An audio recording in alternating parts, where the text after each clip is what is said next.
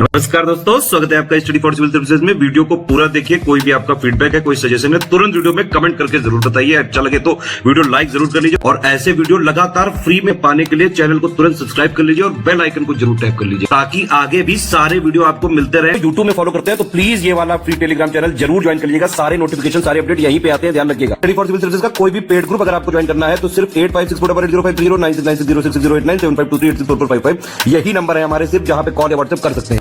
Instagram पे हमारा page जरूर फॉलो कर लीजिएगा, studyforcivil.services है। ट्विटर पे हमको जरूर फॉलो कर लीजिएगा, @studyforcivils है। सारे क्वेश्चन अटेम्प्ट करिए और स्कोर अपना तुरंत कमेंट करके बताइए। दोस्तों नमस्कार, स्टडी फॉर सिविल सर्विसेज में आप सभी का स्वागत है। यूपीपीएससी प्रीलिम्स एग्जामिनेशन के लिए जो हम पेड क्विज देख रहे हैं कंटिन्यू करेंगे अगले वीडियो यहाँ पे। और ग्रुप्स हमारे चल रहे हैं, आप एडमिशन अगर चाहते हैं तो इस वीडियो का डिस्क्रिप्शन बॉक्स खोल कर देखिए, हमारी कॉन्टैक्ट डिटेल वहाँ पे दे रखी है, ठीक है। उस पर कॉन्टैक्ट करके आप इजीली एडमिशन ले सकते हैं। बात करें आज के पहले क्वेश्चन की तो गदर पार्टी का मुख्यालय निम्नलिखित नगरों में से कहाँ पर था? तो ये जो है चूंकि इसकी स्थापना हुई थी यूएसए में, ठीक है, सोहन सिंह भाकना के द्वारा 1913 में, ठीक। तो पर्टिकुलर लोकेशन जो है वो कहाँ पे था? San Francisco, California. दो हमारे पास लिस्ट है, मैच करना है। फ्रीडम स्ट्रगल टाइम पीरियड के कुछ लेख हैं यहाँ पे और दूसरी सूची में उनके राइटर्स का नाम। तो इसमें जो है दीनबंधु NM लोखंडे, मराठा तिलक, सोशल रिफॉर्मर KN नटराजन और वंदे मातरम श्री अरविंद। तो 3412 बनेगा कोड हमारा।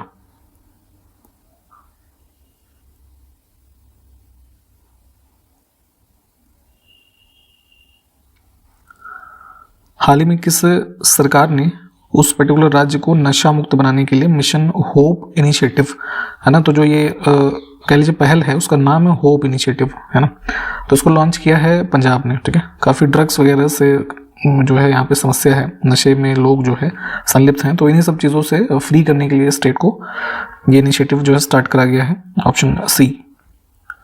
हाल ही में REC लिमिटेड को आपदा प्रबंधन में गोल्डन पीकॉक पुरस्कार से सम्मानित किया गया।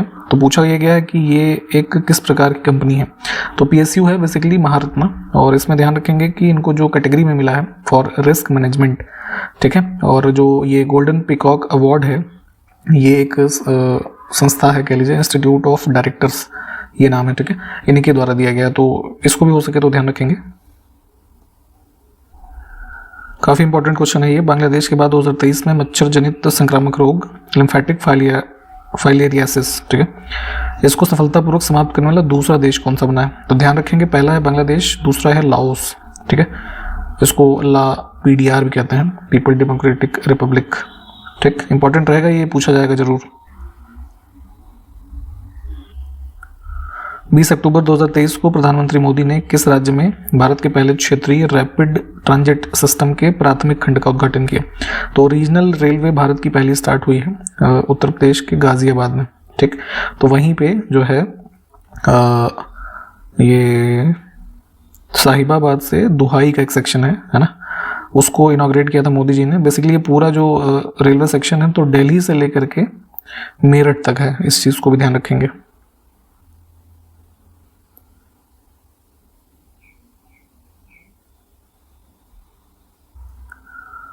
अक्टूबर 2023 में राष्ट्रीय हस्तशिल्प प्रदर्शनी जिसका नाम है गांधी बुनकर मेला, है ना, इसका आयोजन कहाँ पे हुआ?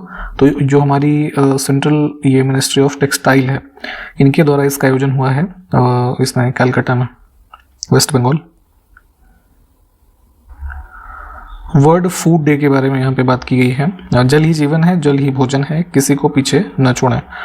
तो इस थीम के साथ विश्व खाद्य दिवस कब मनाया गया? तो ये होता है 16 अक्टूबर को। थीम यहाँ पे देख लीजिए, थीम कई बार पूछ लेते हैं, इस वजह से जानना जरूरी है।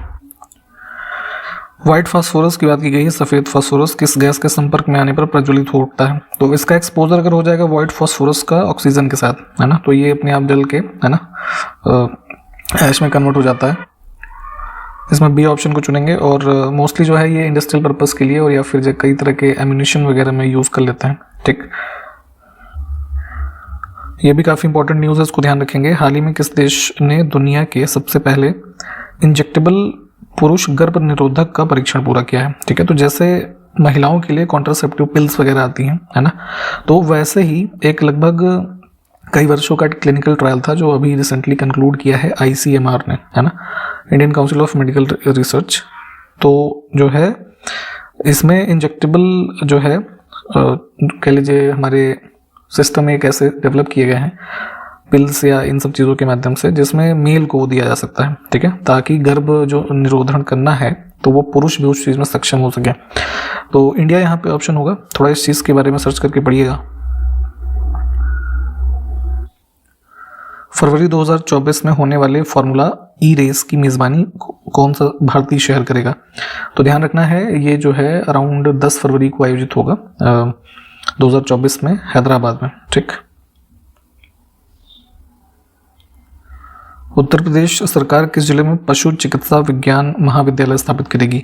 तो रिसेंटली ये भी जो है डिसाइड हुआ है कि इसमें गोरखपुर में जो है इसको एस्टैब्लिश किया जाएगा। हाल ही में किस राज्य सरकार ने मक्का की खेती को बढ़ावा देने के लिए मुख्यमंत्री माका मिशन, यहाँ पे मिशन का नाम ध्यान रखेंगे, इसको लॉन्च किया है, ठीक। तो जो है उड़ीसा की स्टेट गवर्नमेंट ने जो है मेज़ के प्रोडक्शन और मार्केटिंग को बढ़ाने के लिए इस मिशन को लॉन्च किया है। डेटा आधारित निर्णय क्षमता बढ़ाने के लिए विद्या समीक्षा सॉफ्टवेयर जिसका नाम है सागर से सारांश, ठीक है, इस नाम को ध्यान रखेंगे। तो इसको किसने डेवलप किया है? तो central board of secondary education जो है CBSE, इन्होंने स्कूल लेवल पे जो डेटा को है ना यूज़ कर सके हम फर्दर डिसीजन मेकिंग और कई तरह के एनालिसिस में, ठीक। तो जो है ऑप्शन फर्स्ट को चुनेंगे। यहाँ पे इस सॉफ्टवेयर का नाम ध्यान रखेंगे, सागर से सारांश। हाल ही में जारी रिपोर्ट के अनुसार भारत किस वर्ष तक वैश्विक यात्रा पर सबसे बड़ा खर्च करने वाला चौथा देश बन जाएगा? तो रिसेंटली जो है एक मैकिन्से कंपनी है और ये Booking.com, इनके द्वारा एक स्टेटमेंट था, उसमें बताया गया कि लगभग 2030 तक 410 बिलियन डॉलर्स जो है वो इस पे वैश्विक जो ट्रैवल है इस पे खर्च करने वाला देश हो जाएगा भारत। तो रैंकिंग 4th और ईयर 2030। 27 से 29 अक्टूबर 2023 के मध्य उत्तर प्रदेश सरकार ने श्री अन्न महोत्सव का आयोजन जो है कहाँ पर किया? तो ये जो मोटे अनाज हैं, है ना, उनके लिए आप जानते हैं श्री अन्न शब्द का इस्तेमाल हो रहा है। तो इसका आयोजन हुआ लखनऊ में।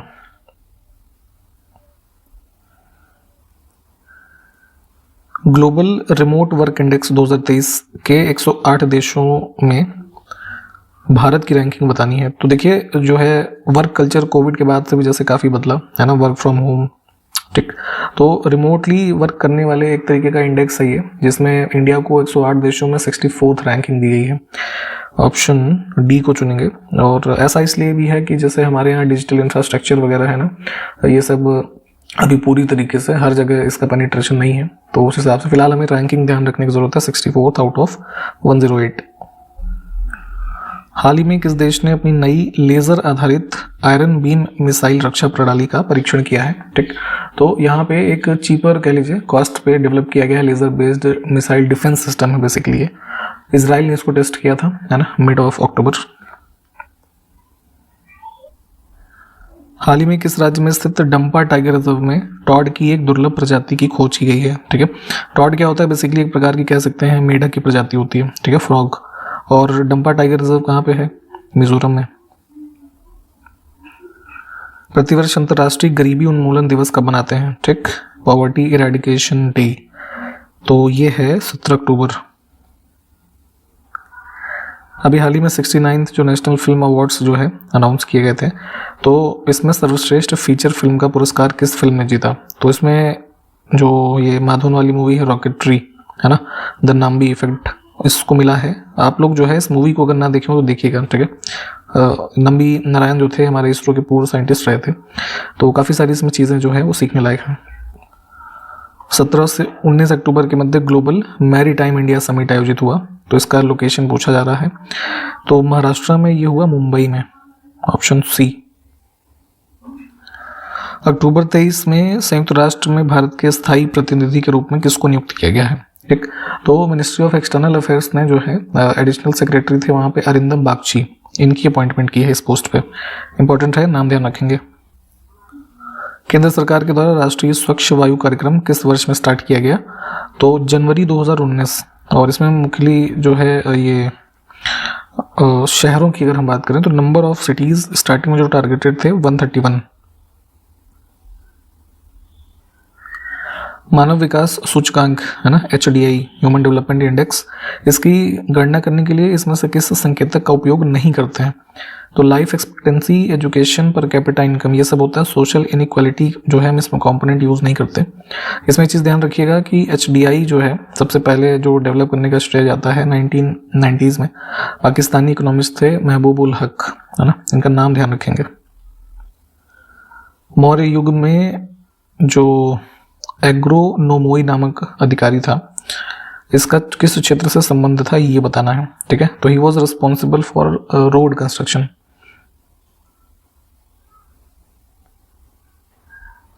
सांस्कृतिक गरीबी का विचार निम्नलिखित में से किसके द्वारा दिया गया था? तो एक एंथ्रोपोलॉजिस्ट थे ऑस्कर लुइस, 1960s में इन्होंने एक बुक लिखी थी, उसमें इन्होंने इस चीज़ को पहले मेंशन किया था और इन्होंने ये बताया कि गरीबी जो है ना, मतलब पॉवर्टी जो है एक रिजल्ट है किसका?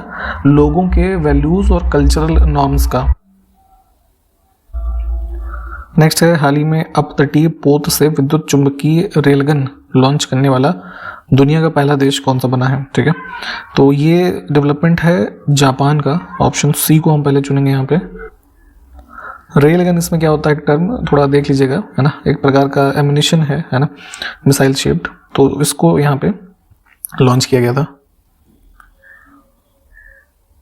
हाल ही में IRCTC है ना, जो रेलवे की कंपनी है, इन्होंने प्री ऑर्डर फूड जो है उसकी डिलीवरी के लिए किसके साथ साझेदारी की है? तो जैसे ट्रेन में यात्रा के दौरान अगर आप कुछ ऑनलाइन फूड वगैरह ऑर्डर करते हैं तो अगले जो स्टॉपेज होगा स्टेशन का, वहाँ पे इस चीज़ की अवेलेबिलिटी कराई जाएगी जोमेटो जो एक फूड डिलीवरी कंपनी है इन्हीं के द्वारा। ऑनलाइन वित्तीय धोखाधड़ी से निपटने के लिए DG कवच नामक एक प्रोग्राम किसके द्वारा लॉन्च किया गया है?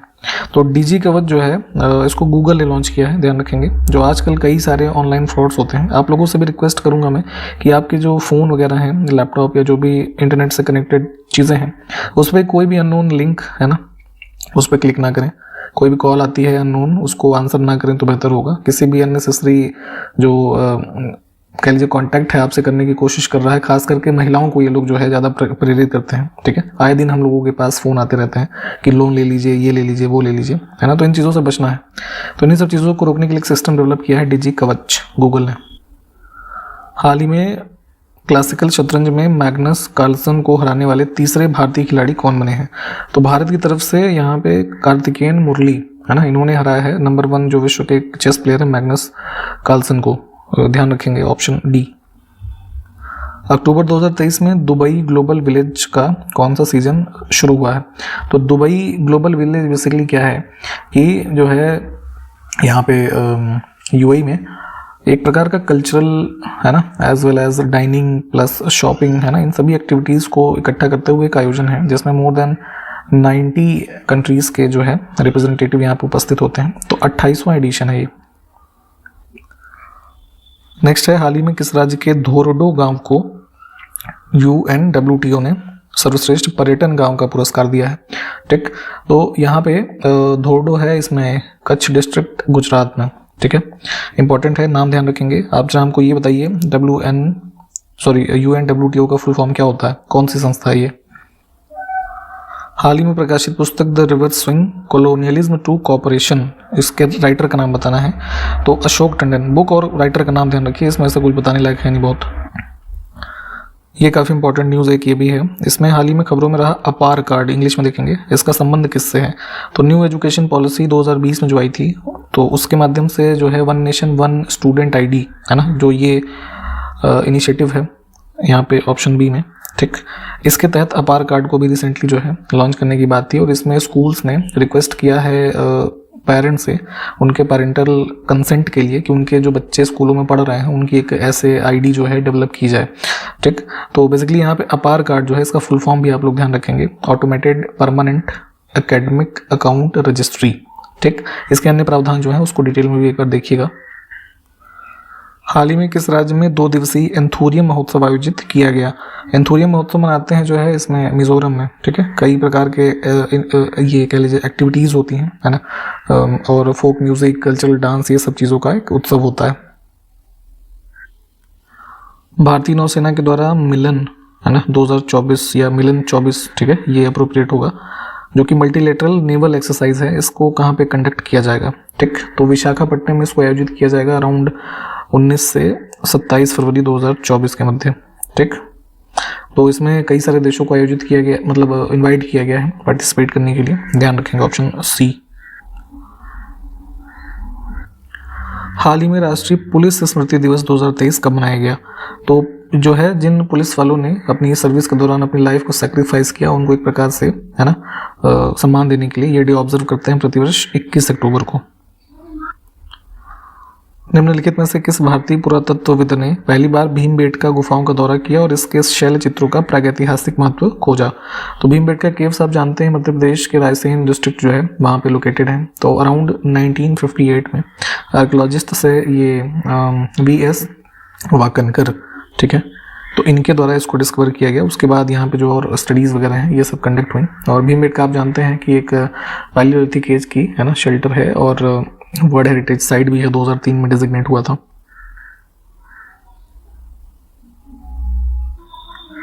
स्मार्ट सिटी योजना भारत सरकार ने स्टार्ट की थी, तो उसके अंतर्गत जो डेवलप करने वाले शहरों की संख्या उत्तर प्रदेश में है वो पूछा गया है। ठीक, तो इनकी संख्या थी कुल 10। ठीक है, कौन कौन से थे 10?